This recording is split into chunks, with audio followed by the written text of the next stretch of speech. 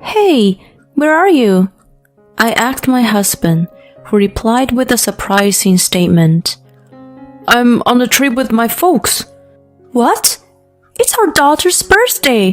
What are you, crazy? Being a good son is more important, you know. I see. In that case, let me do what I want as well. I hung up the phone and got to work immediately. Hey, what's this about? He was frantic. It was his own doing. I wanted him to suffer. I'm Paige, a 34-year-old social worker. I've been married to Cooper for 8 years now. We were originally co-workers in the same office. He was one of my bosses and even served as my mentor, so we naturally grew close. We started seeing each other outside of work and got married after about a year. Our newlywed life was filled with love and happiness. It wasn't without its problems, though. The main issue was my in-laws. His parents wanted us to move in with them right after we got married, using their old age as an excuse. I adamantly refused, or rather, despised the idea with all my heart. I wanted to spend the first few years alone with Cooper, and there were other reasons as well. One of them was that I had an apartment of my own. My father is into real estate investment and owns several properties. When I got engaged, he gave me one of them as a wedding gift. It was built only 3 years ago, and it was fairly new, spacious, and very comfortable to live in.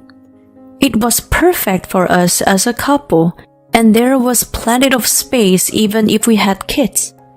So I had only thought about living there after marriage. I firmly expressed my opinion to Cooper. He was caught between his parents and me, but eventually he sided with me. When starting married life, my wife comes first, obviously. I also want to enjoy being just the two of us, so they should respect our wishes. I was happy when he was on board. From then on, my in-laws started making snide remarks to me whenever we met. You just don't want to live with old people like us, do you? You probably think we'd be a bother. What a heartless daughter-in-law you are. They held me responsible. Mom, Dad, don't blame her. The decision was mutual between us. Besides, let us enjoy our honeymoon period alone.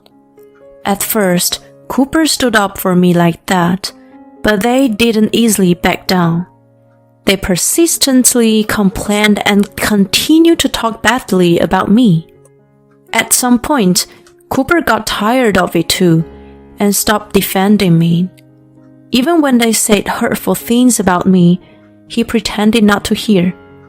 Every time I saw them, I felt nothing but unpleasant. Then I gave birth a year after we got married. It was a baby girl, and my in-laws, again, heavily blamed me for not having the male heir. Why didn't you have a boy? It's my eldest son's child, you know. If you had any common sense, you'd have a boy. We all know that with natural fertilization we can choose the gender. I was left speechless by their irrational remarks. I couldn't believe they were being so selfish. But Cooper, despite them saying such unreasonable things, didn't stand up for me. I was very much disappointed about it, and after returning home, I complained to him. Hey, why didn't you stand up for me when your parents were being so unreasonable? You're the only one who can stop their rampage.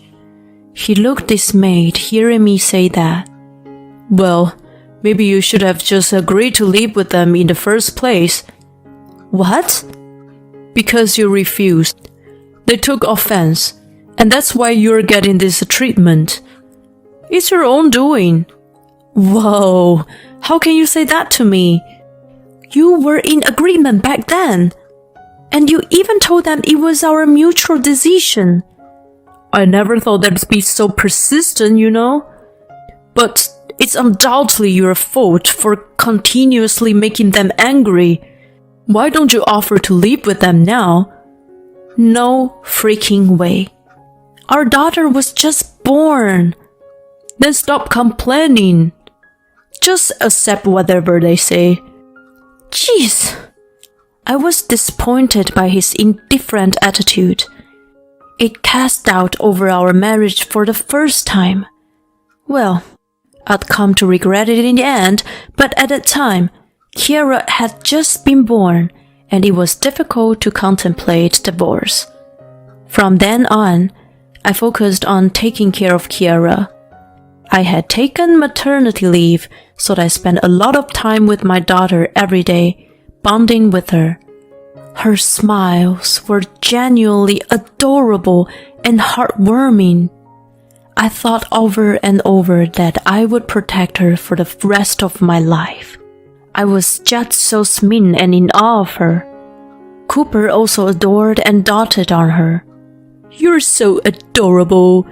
Don't grow up too fast. He seemed to enjoy playing with her. During that time of bonding with our daughter, our relationship as a couple was not as strained. It felt like we were connecting through her. As she grew and started speaking, she became even cuter. Mama, Dada. Oh, that's amazing. You can call us now.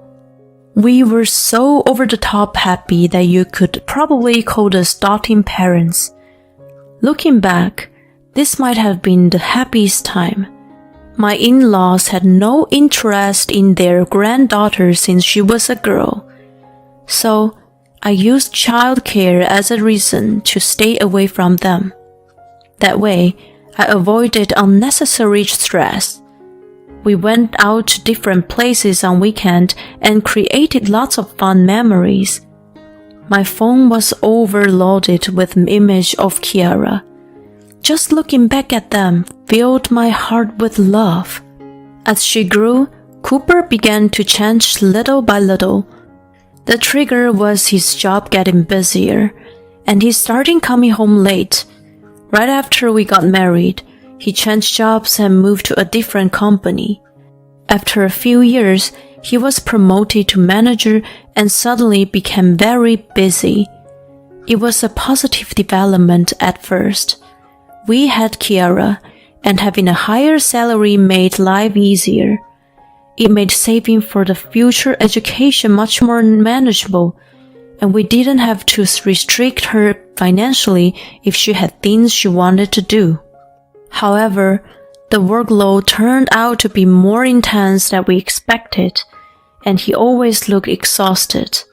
He took on additional responsibilities and did overtime every day, so his mind and body didn't seem to get a chance to rest. Are you okay? Yeah, I'll manage. He came home looking drained and had no energy. Plus, he returned too late at night, so he couldn't see Kiara. It was quite tough for him. I wanted to support him as much as I could. I took over all the household chores and childcare. I also paid attention to what he ate, making sure to include nutritious options. Is Daddy coming home late again? Seems like it. You wanna go ahead and eat? Yeah.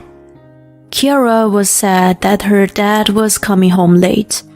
She was getting bummed out about the decreasing opportunities to have dinner together. He was working hard for our sake, so I couldn't blame him.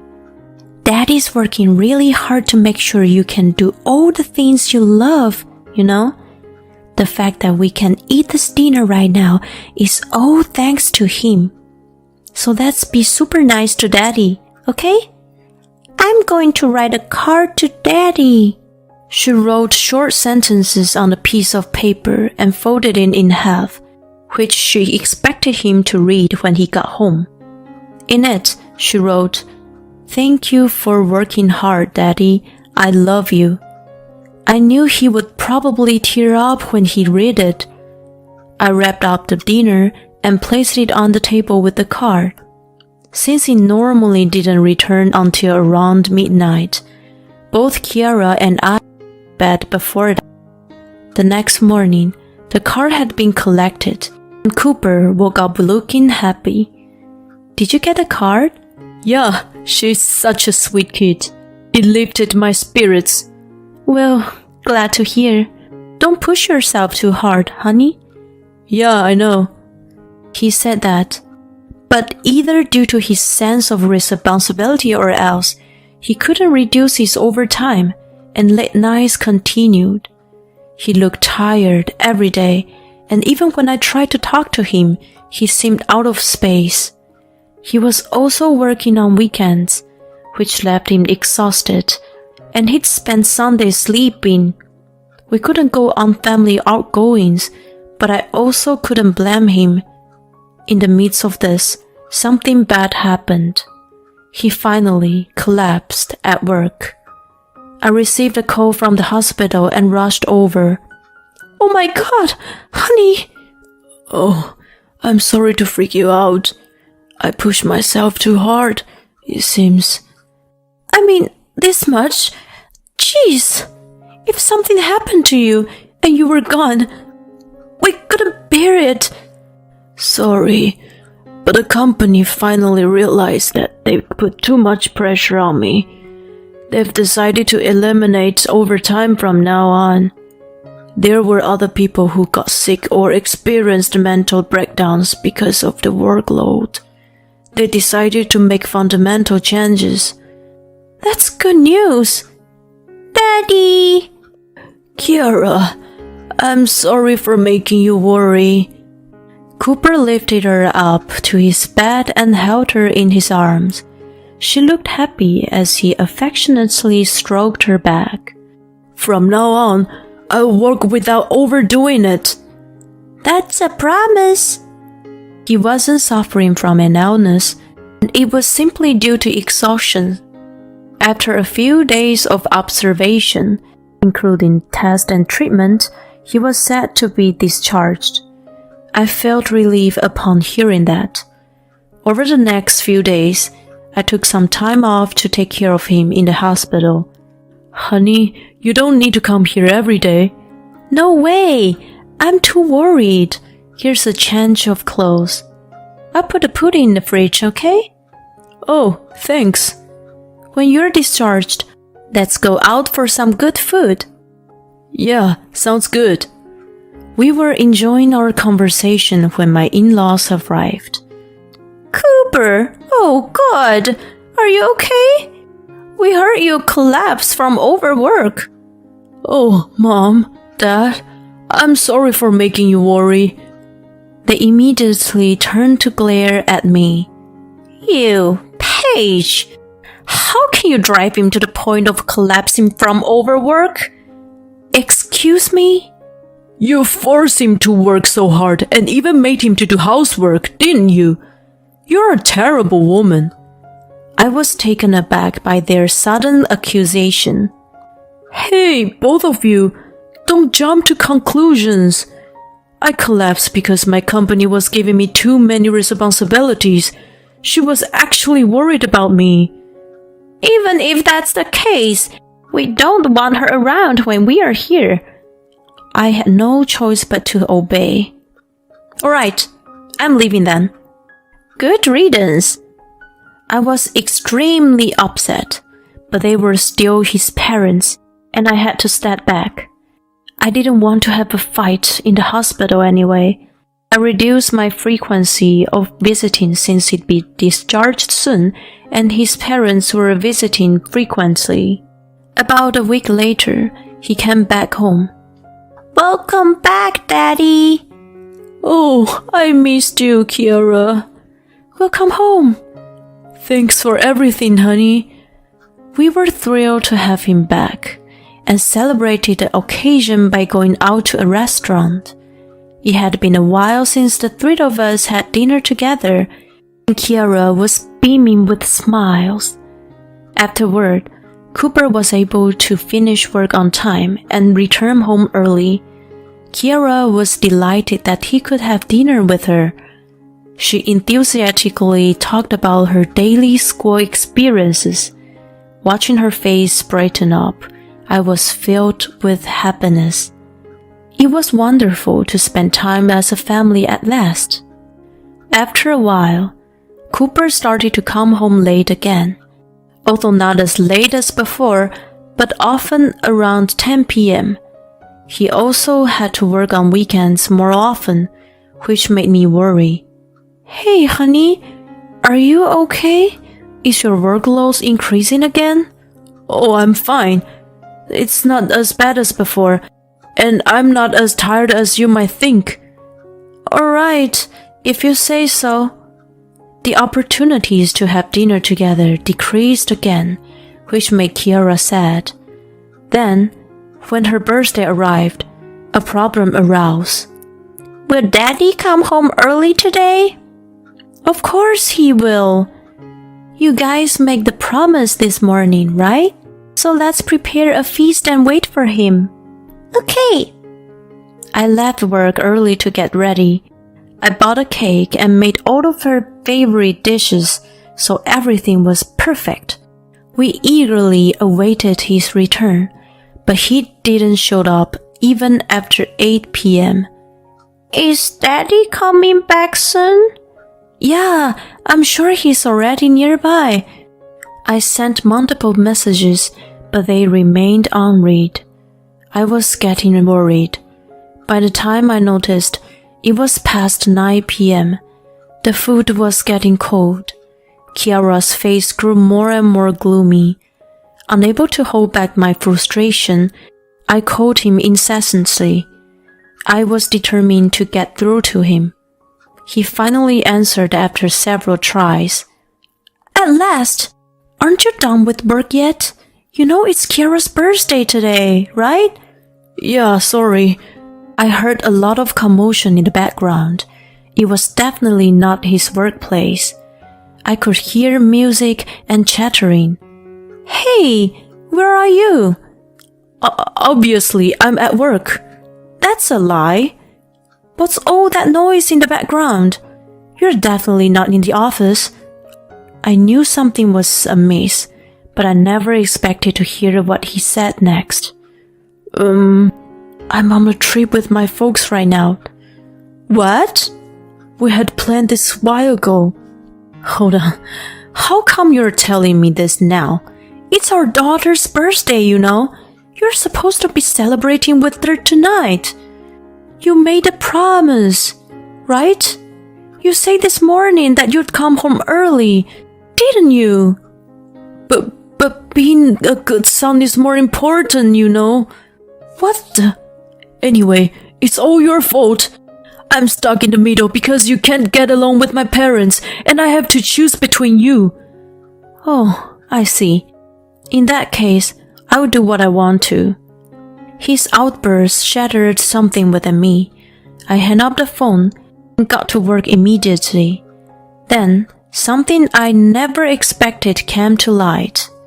Fueled by anger, I decided to bring Judgment Day upon him. Hey, sweetie, it looks like Daddy can come home soon. We'll have a birthday party with just two of us, okay? I started reheating the food. She was almost to tears, but she must have sensed something from me. Instead of crying, she quietly went along with me. After that, I called my father. He introduced me to his trusted real estate agent, and we quickly put the apartment on the market. Kiara and I moved our belongings to another property owned by my father, and Cooper's stuff was sent to his parents. By acting swiftly, I managed to complete the move in no time. A few days later, Cooper called me frantically. What's up, Cooper? Hey, what happened here? He sounded freaked out. Why isn't my key working? Because that apartment's on sale now. On sale? What the heck are you doing? Well, you missed Kira's birthday. Yeah, I'm sorry about that. But is that enough reason to take such drastic action? You're right. I'm not doing it just because of that. What's really pissing me off is that you told so many lies. You lied about taking a trip with your parents, right? What are you talking about? I did go with them. You know, I called your mom after I spoke to you. Oh, I wanted to give her a piece of my mind. But she said she hadn't left anywhere and was still at home. At first, I thought she was lying, but when I explained the situation, she came over. That's when I found out you used them to make up a lie. So, who did you go on the trip with? I'm sorry. I was cheating. I knew it. You chose the trip with your mistress over your own daughter's birthday. It was planned a while ago. I didn't realize that it clashed with her birthday until recently. I didn't know what to do. You're the worst father. You think it's obvious which one should take priority, right? Anyway, we're getting a divorce. No. Of course, yes. Does it mean I won't be able to see Kira anymore? That's up to you. Reflect on the fact that what you did was terrible, and let's handle the rest through lawyers. I hung up on him. Afterward, he went back to his parents' house, where he received a severe scolding from them and was subsequently kicked out. I then filed a divorce through a lawyer and requested alimony and child support. I managed to claim $60,000 just for alimony. As it turns out, his mistress was a nurse at the hospital where he stayed. They had continued their affair after he was discharged. I submitted a bad review, advising people to be aware that there was a husband-snatching nurse working there. It attracted a lot of attention, and the hospital HR eventually contacted me to investigate. Subsequently, she was let go. She and Cooper broke up, and he now lives a solitary and financially strained life, working hard to pay off the alimony and child support. After all, it's all his own doing. Let him suffer, for all I care. On the other hand, I decided to move in with my parents until Kiara was a little older. I'm working diligently so that even as a single-parent household, we won't be pitted by others. I'm going to cherish my daughter and lead a fulfilling life from now on.